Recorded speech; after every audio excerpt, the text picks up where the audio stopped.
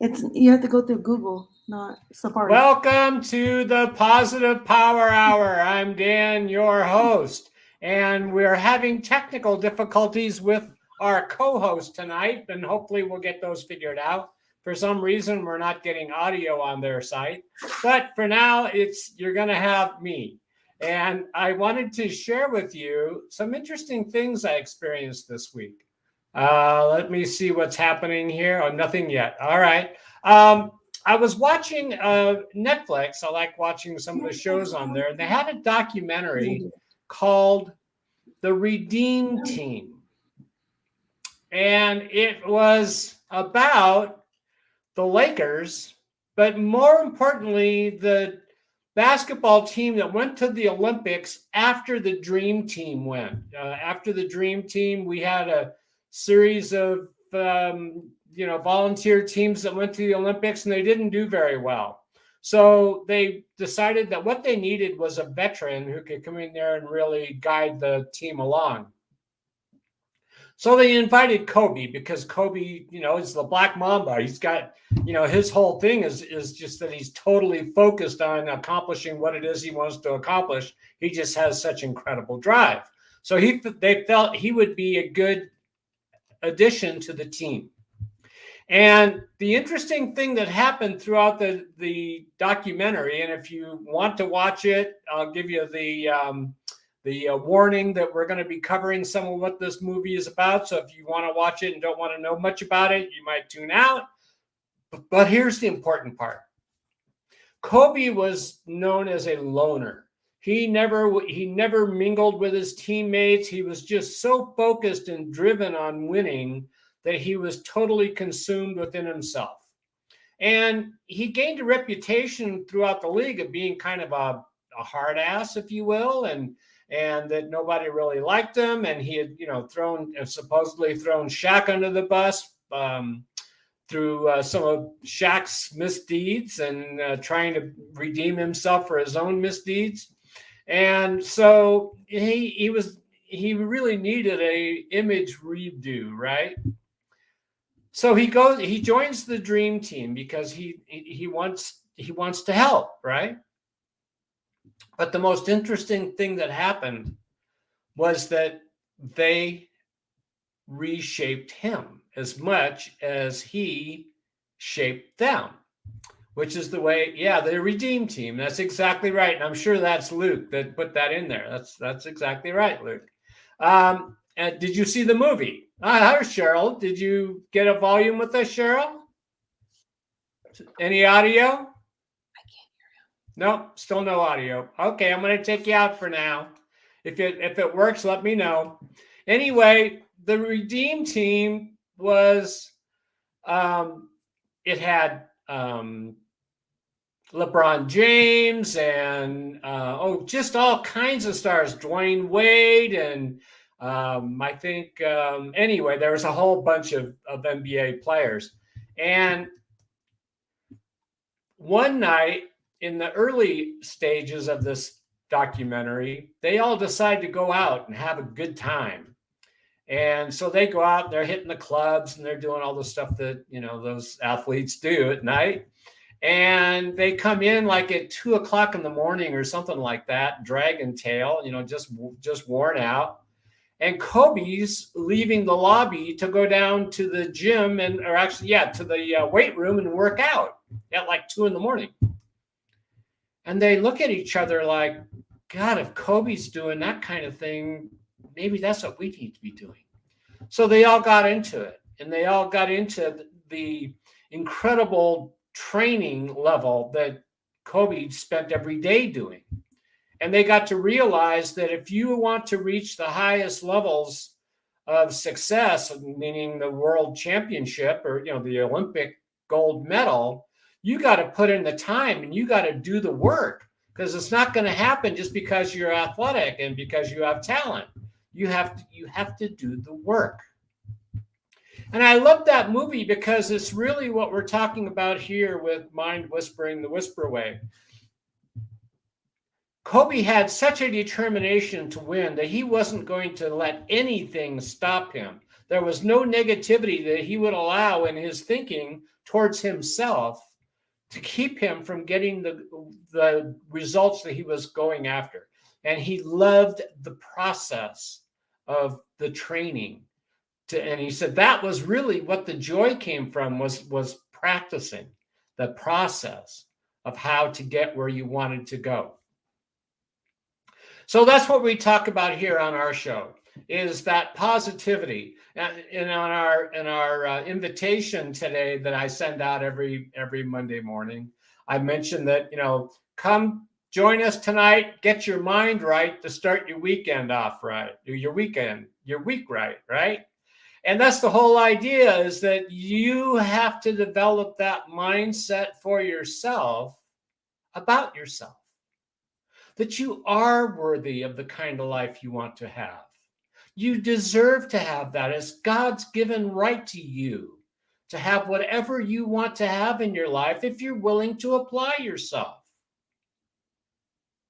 Now, the reality is that, we talk about this all the time on our show, that the huddled masses live in quiet desperation, that they don't understand that they have that right to live the way they want to. Something happened in their life, and those things build up and build up and build up to the point that we just feel that quiet desperation. There's just no way we can get where we want to go. And so we resign to living that desperate kind of life. Having lived that kind of life myself, I know it's not a very pleasant place to be. And I don't want any of you who are watching our show to live that kind of life. It's not good. It's just barely existing, right? What a waste of a wonderful gift that God gave to each of us, this gift of life, for us to do what we want to do and have a good time. I always love that saying about, perhaps when we transition and we see God, and, that he would say to us, did you have a good time, and were you good to my children? I think that's as simple as it gets and as complicated as it gets, right? Did you have a good time, and were you good to my children? So, I mentioned that currently I work as a cashier at Best Buy, and I meet a lot of people all day long.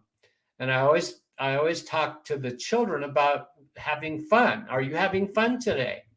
And sometimes it's, they didn't get the candy they wanted, or the gift they wanted, or the toy they wanted, or whatever. And it's like, nah, I don't need fun. And then the ones that got what they wanted, yeah, I'm having a great time.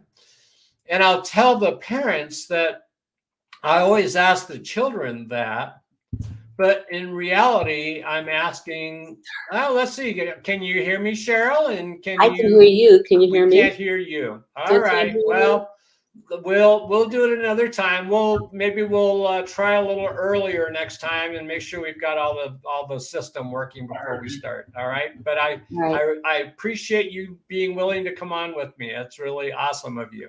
So No you can problem. go ahead and watch on your computer, and we'll just plan to go again next time. All right. Okay.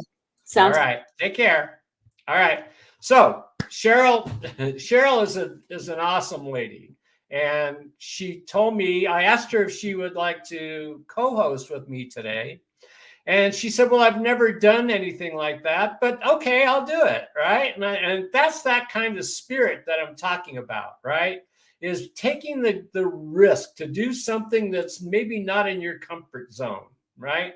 And to go back to the Kobe story, he got them to train what he would consider the right way, to just give it their all, to train every single, chance they get to become better and better.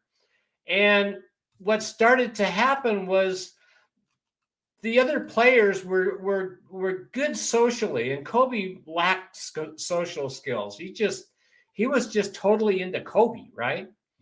And they broke him free of that. They got him to enjoy being around people and laughing and having a good time. And they describe it in the documentary as being the second half of Kobe's career.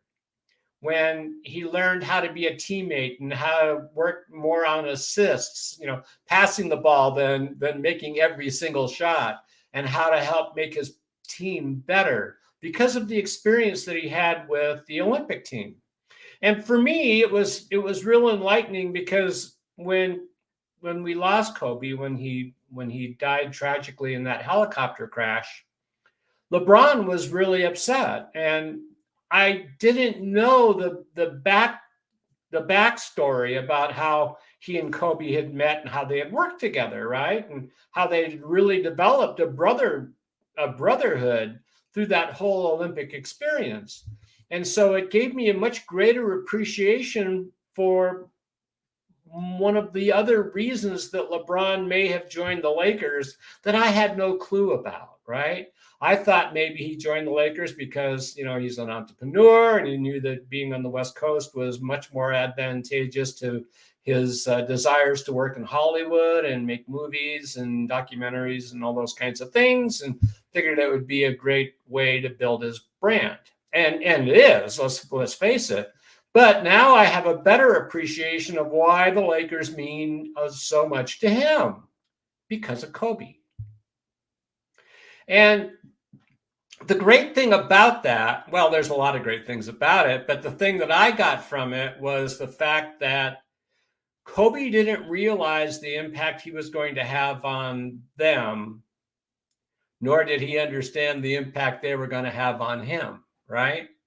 And the same thing is true for every single one of you and me. We don't know the impact we have on other people.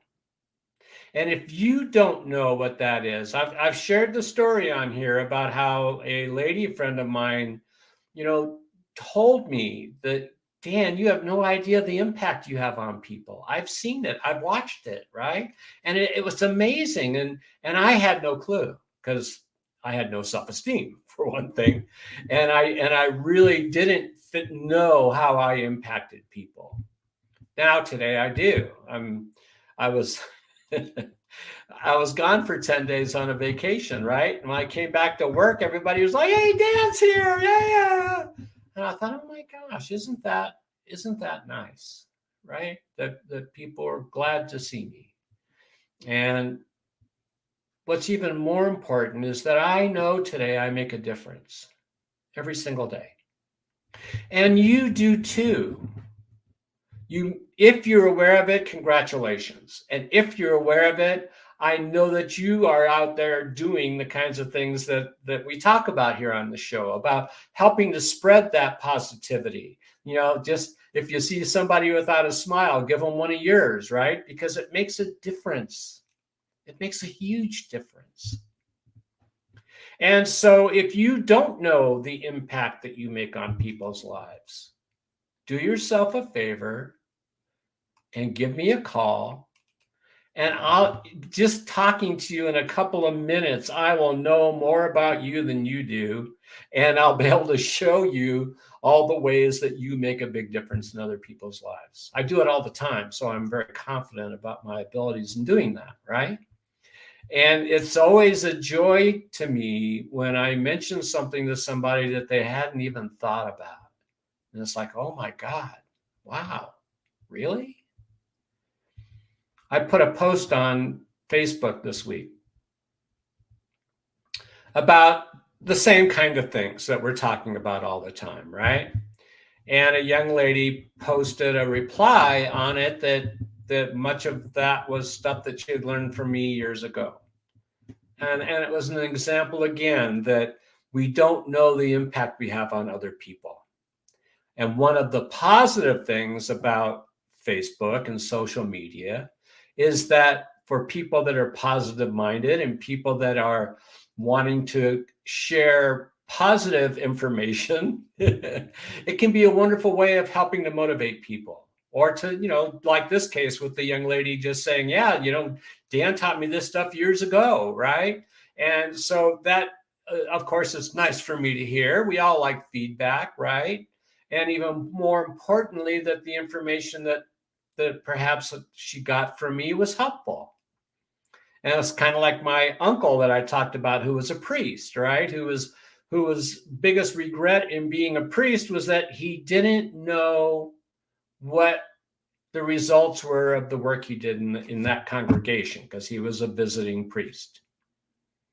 And I can only imagine how difficult that must have been for him, because, he has these thoughts, he has the love for the Lord, and he's a priest. So, he wants to help people. I mean, that was his whole motivation for living, was being of service to others, right? How difficult it must be to not know if you're making a difference in people's lives. And so for those of you that are watching on the video, recording of this, I hope you'll take that phone number down and give me a call. Let me know how I can help you. All right. All right. So, yeah. So how do you know if what you're doing is making a difference in somebody's life? Well, first of all, understand that it's not your job to know, right? If you're waiting for feedback, or if you're waiting for acknowledgement, or if you're wanting, to get a attaboy for what you did, your motivation's wrong, right? You want to do it just to do it. And that's what I explained to my uncle. Uncle, it doesn't matter, right? It's really allowing God to work through you.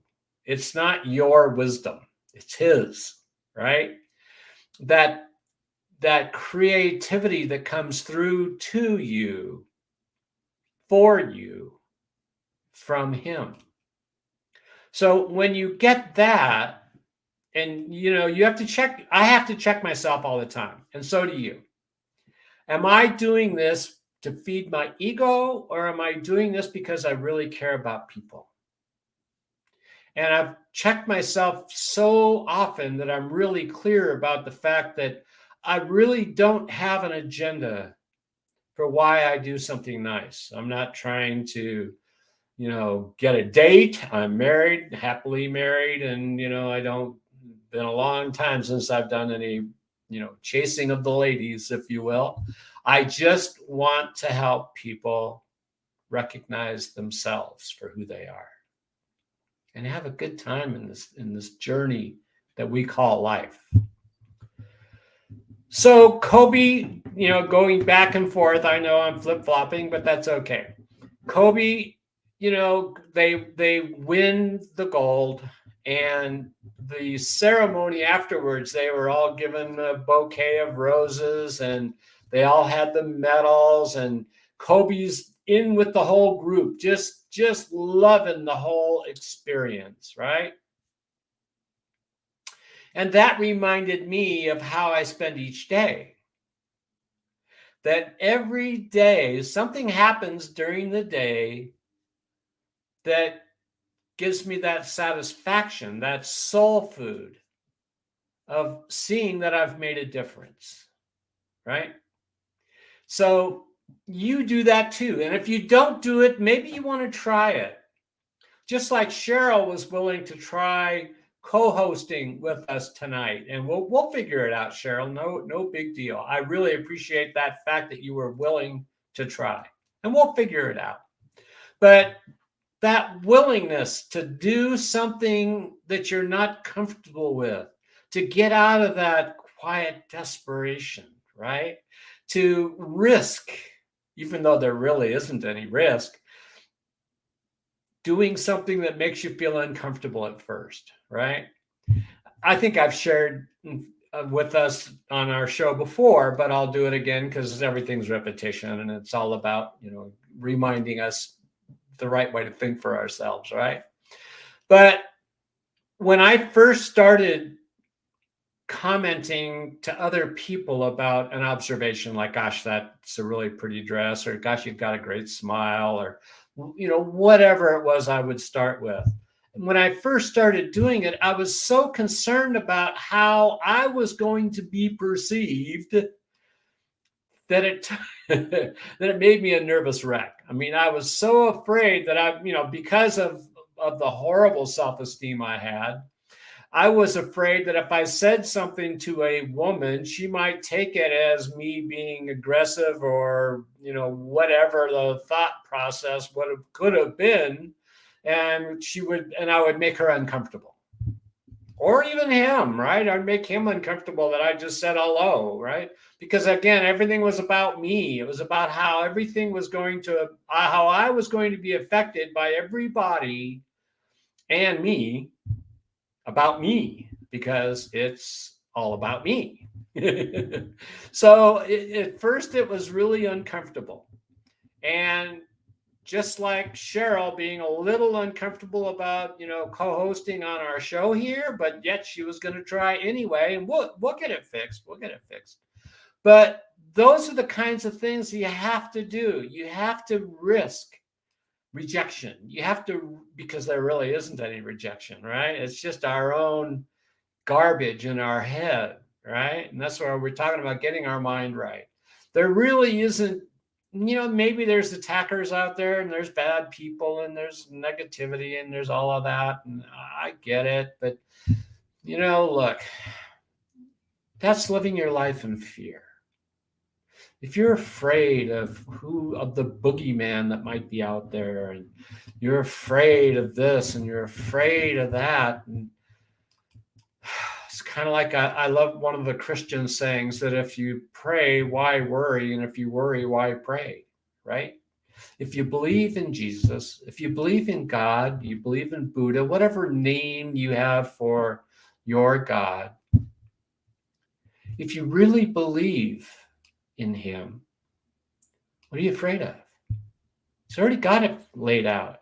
No matter what, I've never heard of a religion that said it's, well, maybe one or two, but for the most part, most religions talk about the fact that there is a higher power and that the life that you're living has already been predetermined. It's already laid out. All we're doing is we're like actors on the stage. There's a producer, there's a director, there's a stagehand, and there's you, the actor, playing out the role that's already been given to you. Only you didn't get the script. So that's where quieting that mind, that negative mind that's constantly barking at you in the back of your head, quieting that beast so you can hear God talk to you, so you can have that sense. I'll give you another example this week. Like I said, there's always these things that happen that remind me how magical caring about other people is. A young lady came in, obviously stressed out, buying a video camera. And intuitively, I knew that she was caretaking her mother and that the camera was to be able to keep an eye on her, make sure she was doing okay.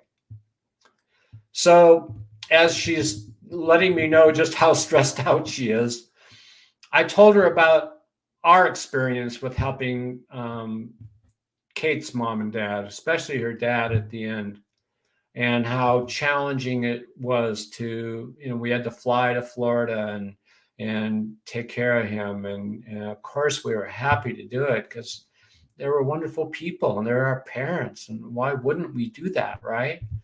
But when he passed, he made his transition on Christmas morning, right? Great timing.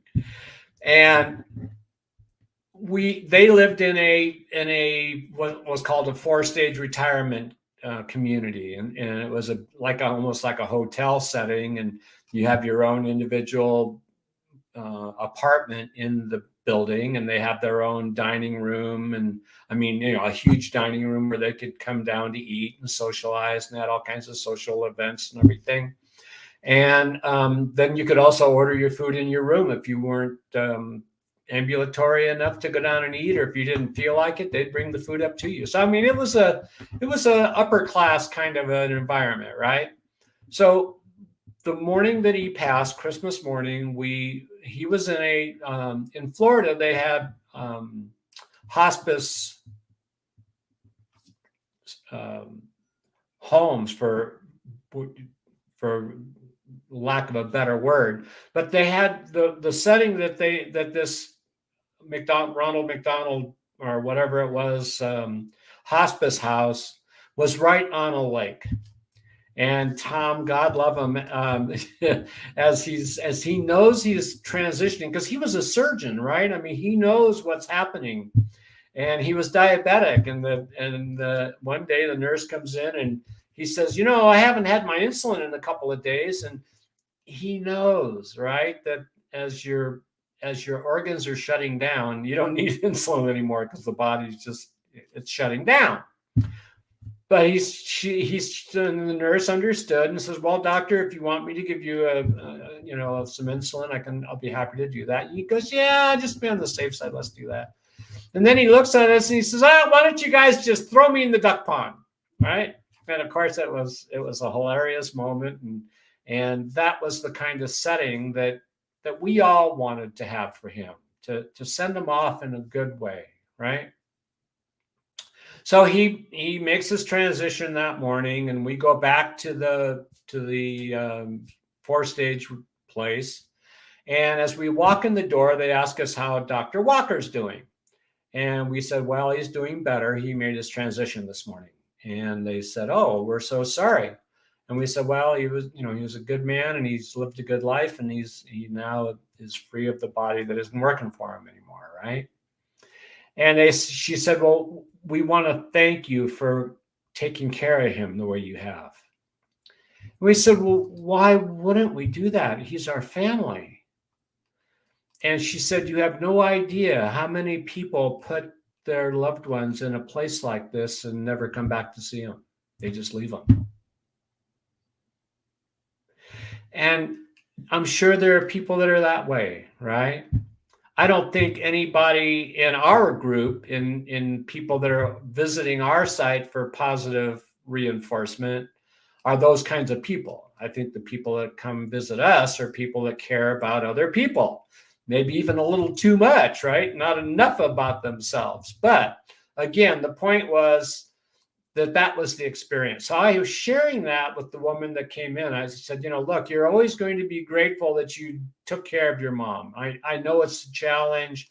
I know you're stressed out, but I want to remind you to bring God into it and know that he's already got this all taken care of, and you don't have to stress out so much.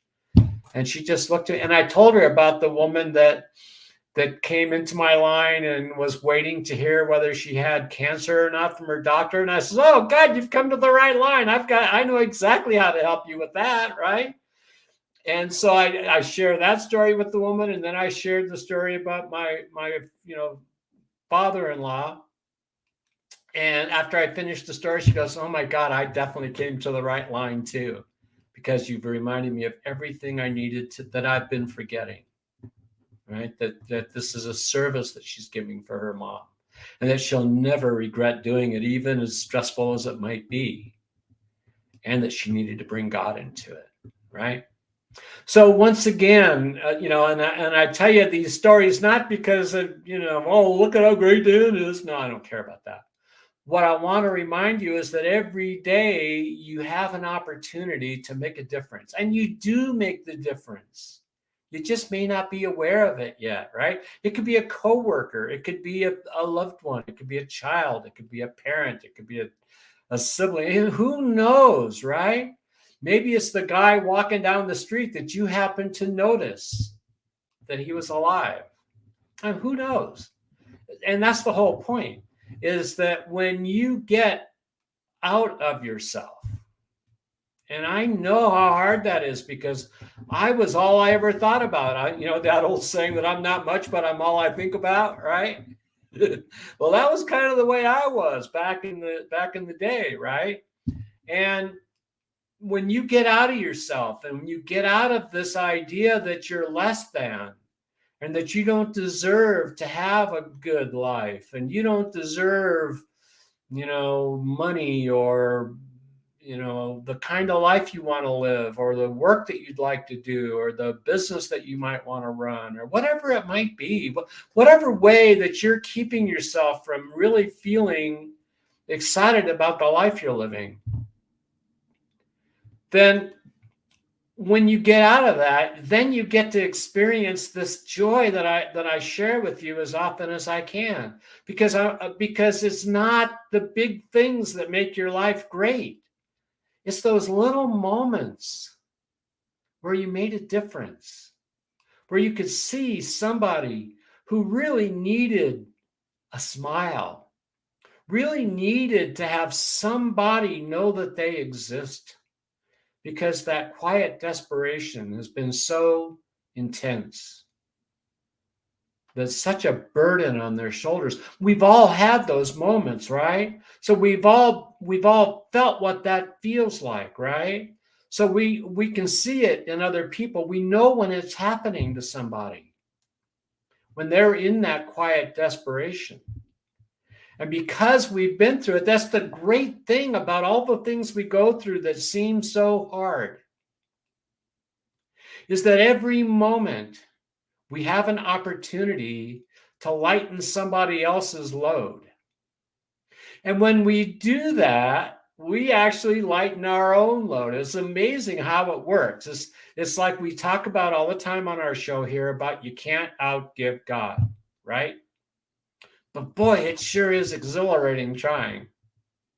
And you never know. Again, you never know when you're going to be making a difference. And quite often it'll happen and you don't even know, right? But when you're coming from the right place in yourself and in your life and in what your vision is for yourself, how you care about other people, the impact you have on the world is so huge. It really is. So that's what I consider getting our mind right to start the week.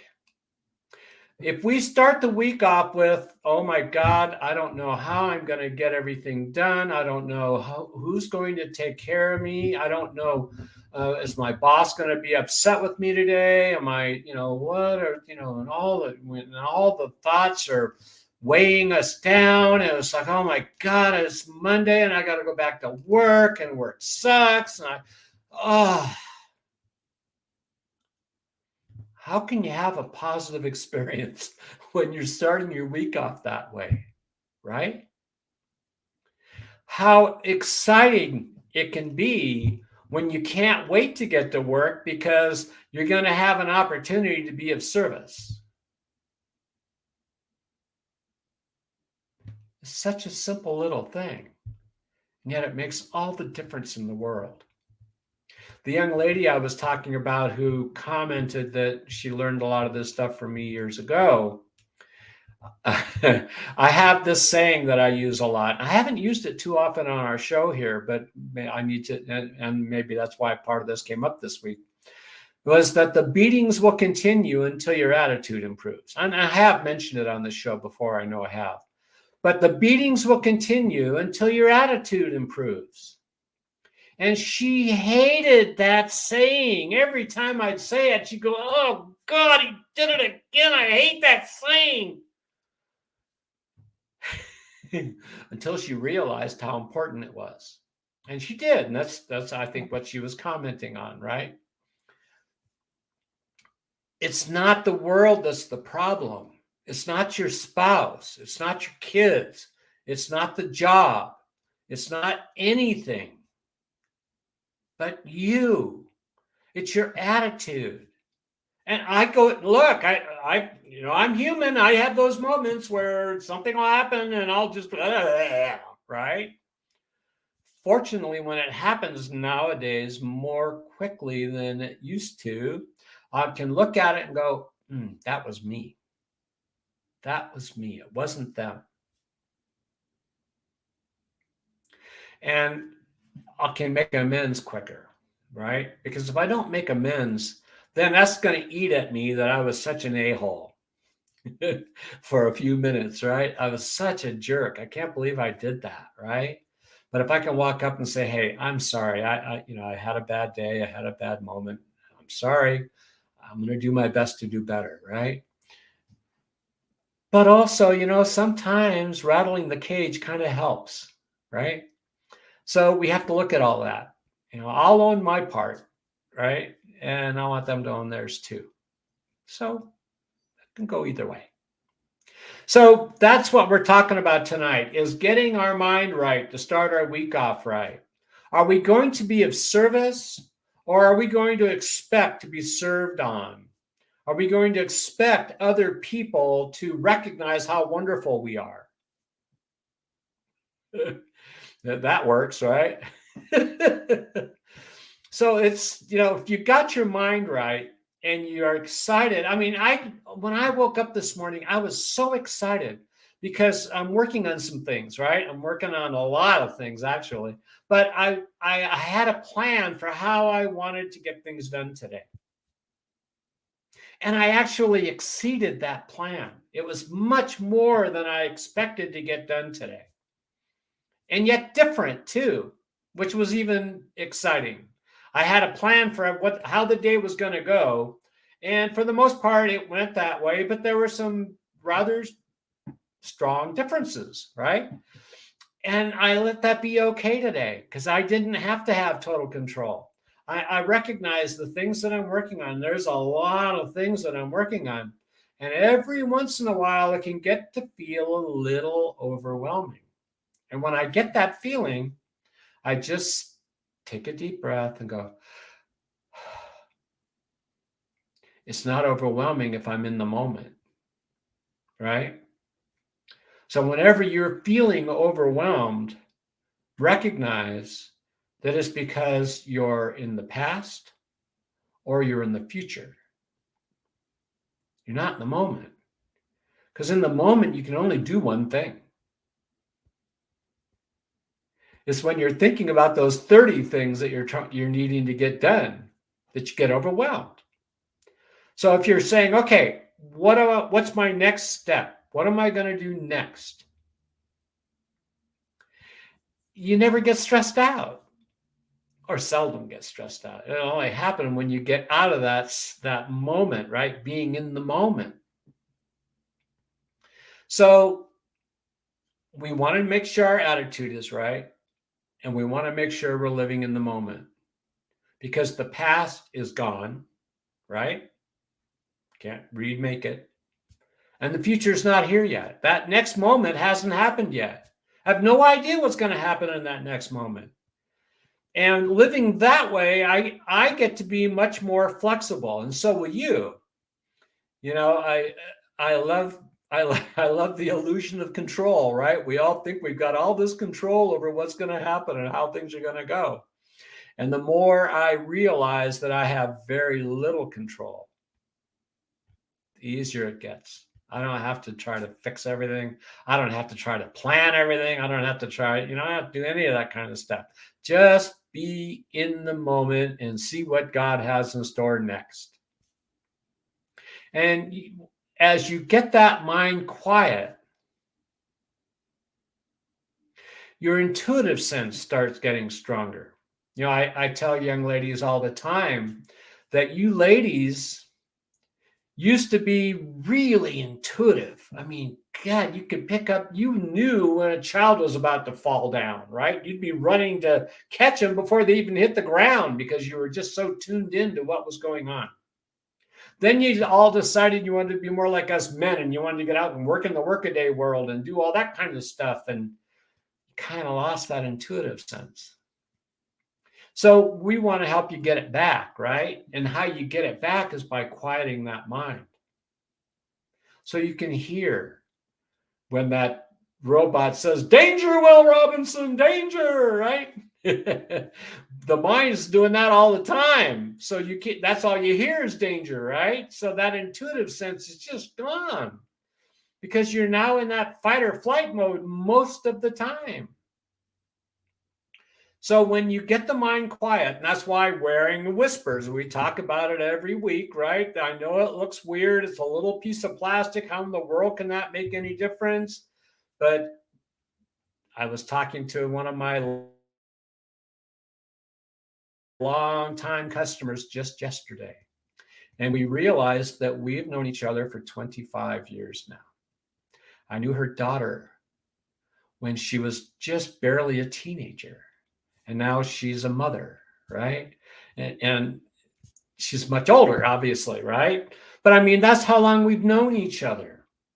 And that's the kind of client base that I have, or people that I've known for an awful long time who have recognized the benefits of wearing this little plastic thing that lets go of all that stress and tension and helps bring that mind speed down to back to where you're living in the moment instead of being so stressed out about every little thing about life, right? If you'll just wear them, that's the key. You gotta wear them. If you leave them in the drawer, you leave them on the table, drawer's going to feel good, table's going to do all right, but it's not going to have the impact on you that I know they will if you'll wear them. All right. So we're going to cut a little short tonight because we don't have a co-host and it's just me talking. And God knows you're probably sick of hearing me, right? But I also have the exciting opportunity to drive down to San Diego tonight and pick up my wife who is in Hawaii for the last week, visiting with her sister. And it was a really special time for her to do that. And I'm glad she was there. But I'm going to be leaving now and driving down to pick her up. So I want to wish you all an awesome week this next week. I know it's going to be because you're going to start the week off with your mind working right? That you are a servant of God's. You're here to be of service to his children. And by doing that, your life becomes so much more enriched.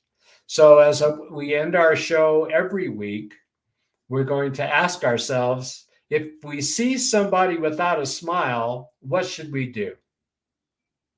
We should give them one of ours. And why do we do that? Because it makes a huge difference in their life and in ours. So for now, I want to wish you all a great week. And I've got a comment here. Let me check that real quick. Here's Kimberlyn saying, we love you. I love you all. And she does without a doubt. And I love all of you. And if you're watching on the recording, join us. Come live. Watch us. And it's free. She says, yes, the smile is free. Absolutely right, Cheryl. It doesn't cost a thing, right? But it gives so much. So have a great week, everybody. And we'll see you next Monday. Take care. Goodbye.